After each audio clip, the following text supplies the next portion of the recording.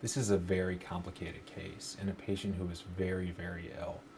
Within just a few weeks, this patient went from being a healthy young adult to being hospitalized in the intensive care unit. There are a few notable symptoms in the 3-week span that I'd like to highlight. First is this patient had severe constitutional symptoms such as fatigue, night sweats, nausea, vomiting.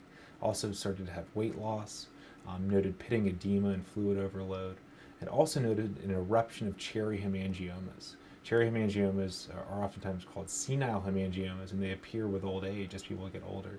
What was interesting about this patient was that these hemangiomas appeared and erupted within a matter of days and went from small little capillaries to large cherry hemangiomas.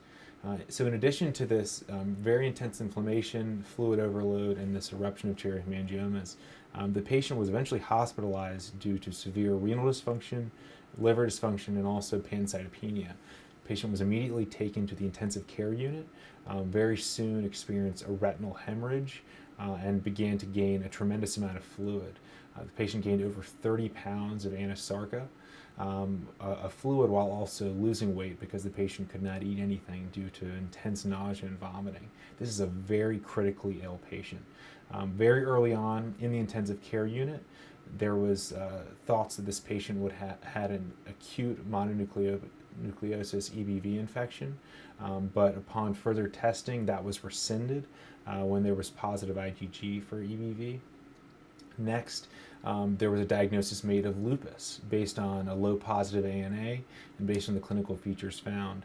When the patient was administered very high dose steroids, the patient experienced tumor lysis syndrome and also was found to have hot lymph nodes on PET scan, which then caused the team to rescind the lupus diagnosis and started thinking this could be lymphoma. A bone marrow biopsy was performed in this patient, which was uninformative and displayed reactive changes, but nothing that represented any sort of cancer within the bone marrow. So at this point, at the end of episode 1, this patient was in the hospital for 7 weeks, received very high doses of steroids, received 3 different diagnoses, but by the end of the hospitalization, there was no definitive diagnosis. And this patient, fortunately, after 7 weeks of high-dose steroids, began to improve and was able to be discharged, but without a diagnosis.